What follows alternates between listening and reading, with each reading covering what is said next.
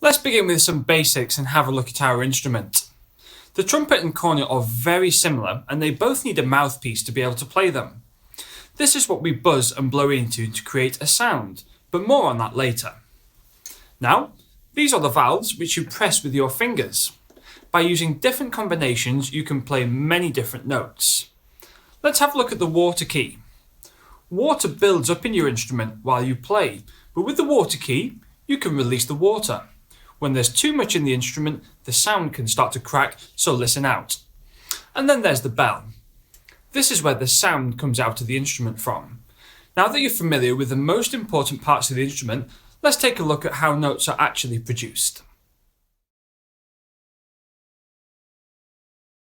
As I mentioned earlier, creating a sound on the trumpet starts with the mouthpiece and your lips. Therefore, we'll try to produce a sound with only the mouthpiece first. Once you can do that, we'll then use the whole instrument. So, take your mouthpiece and place it on the center of your lips. Take a deep breath, keep your lips close together, blow down the mouthpiece but at the same time vibrating your lips in order to create a buzzing sound. It's important you don't press too hard on your lips. I'll show you now how this works.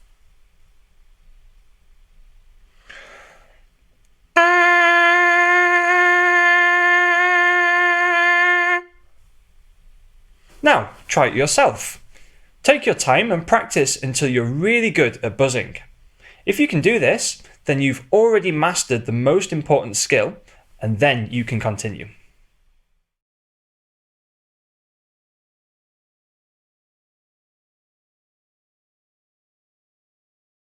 Hi, and welcome back. As we discussed earlier, buzzing on the mouthpiece is very important for trumpet and cornet players because it's what helps us create our sound.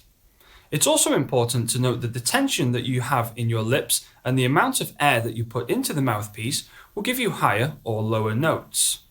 I'm going to show you a little exercise now which you should try every day to help your trumpet and cornet playing. I'm going to buzz a long note, but as the note progresses, I'm going to increase the tension in my lips and push a little bit more air into the mouthpiece to make the note go higher in pitch.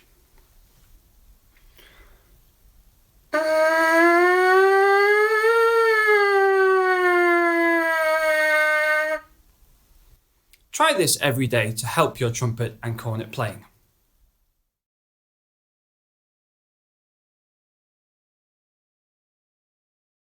Great to see you back. I noticed that you've already practiced sounds with your mouthpiece, which means very soon you'll be able to play your first note on the trumpet or cornet. First, you need to place the mouthpiece into the instrument. Now let's look at how we hold the trumpet. Grip the instrument firmly with your left hand and wrap the left index and middle fingers around the valve casing. Your thumb should be placed next to the first valve. Now the right hand. Place your right index, middle and ring fingers above the three valves. For each note, you need to press a different combination of valve keys with these fingers. It's also exactly the same with the cornet. So, now that you know how to hold your instrument properly, let's try and play a note. First of all, put your mouthpiece back on your lips like before.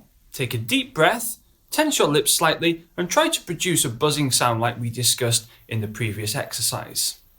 When adding your instrument in a moment, try to do exactly the same thing, although you should create a much nicer sound. I'll show you.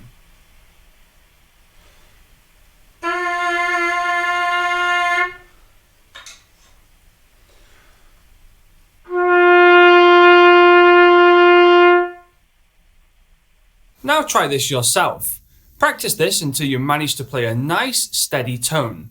Remember not to press too hard on your lips with the mouthpiece and don't worry about pressing the valves just yet.